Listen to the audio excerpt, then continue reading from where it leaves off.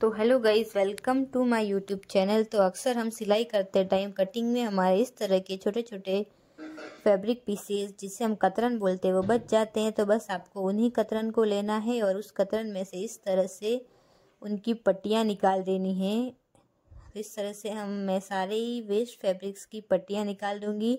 और यहाँ पे जो मैंने कतरन लिया है, जो कतरन के पीसेस लिए, वो सारे कॉटन के लिए, क्योंकि यहाँ पे मैं डोरमेट बना रही हूँ तो उसमें कॉटन का फैब्रिक बेस्ट रहता है।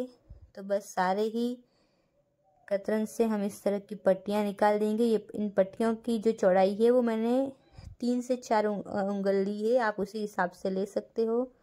तो बस मैं सारे ही वेस्ट फैब्रिक की इसी तरह से सारी पट्टियाँ निकाल दूंगी। और पट्टियाँ निकालने के बाद मैं आपको आगे का प्रोसेस बताऊंगी।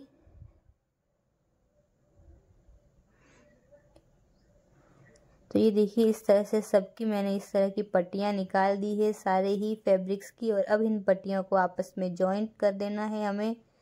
तो बस मैं इन्हें एक एक करके सभी को जॉइंट कर दूंगी। और जॉइंट करने के बाद एक लंबी पट्टी हमें तैयार करनी है। तो इस तरह से सारी ही पट्टियों को पहले जॉइंट कर रही हूँ। अगर आपको मेरा आज का DIY वीडियो पसंद आता है तो मेक श्योर आप इसे लाइक, शेयर और मेरे चैनल को सब्सक्राइब कीजिएगा, ताकि इसी तरह के लेटेस्ट वीडियोस आपको मिल सके।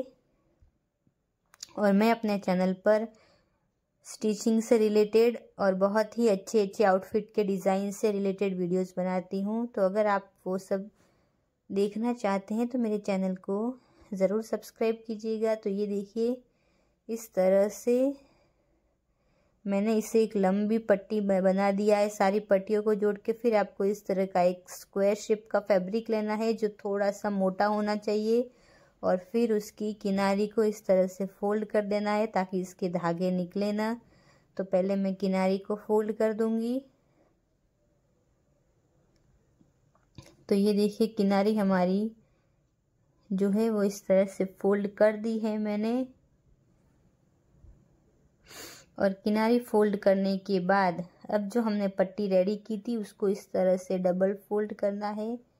और इस तरह से फोल्ड करने के बाद यहाँ पे हमारे स्क्वायर शेप का जो पीस लिया था हमने, उसके ऊपर रखनी है और फिर इस पे सिलाई लगाना स्टार्ट करना है। आप जो नीचे का फैब्रिक लेते हैं वो थोड़ा सा मोटा फैब्रिक जो होता है, उस जीन्स का फैब्रिक आप ले सकते हैं, या फिर और कोई भी जो मोटा फैब्रिक होता है वो लीजिएगा।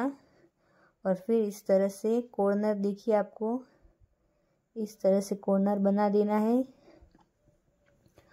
और फिर इस पे आपको स्टिच करना स्टार्ट करना है, डबल करके आपको स्टिच करना है। और ये जो डोरमेट है वो बहुत ही इजीली बन जाता है। तो इससे आपके दो फायदे होते हैं। एक तो आपके डोरमेट के पैसे बचते हैं, और दूसरा आपके पास पड़े जो कपड़े के टुकड़े होते हैं वो यूज़ में भी आ जाते हैं।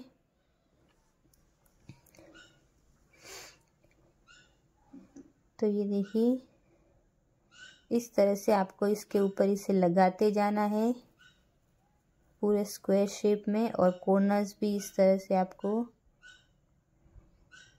प्रॉपरली बना देना है।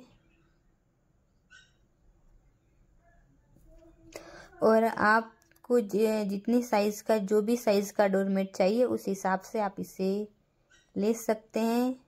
यहाँ पे मैं बड़ी साइज़ का डोरमेट बना रही हूँ, इसके लिए मैंने यहाँ पे नीचे का फैब्रिक है वो बड़ी साइज़ का लिया था। अगर आप राउंड शेप में डोरमेट बनाना चाहते हैं तो आप राउंड कट कर सकते हैं इसी फैब्रिक को।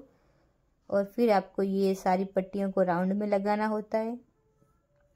तो ये देखिए, एक एक करके मैं पूरे ही स्क्वायर शेप के फैब्रिक का जो है इसके चारों साइड में लगाती जाऊंगी, अलग अलग कलर में।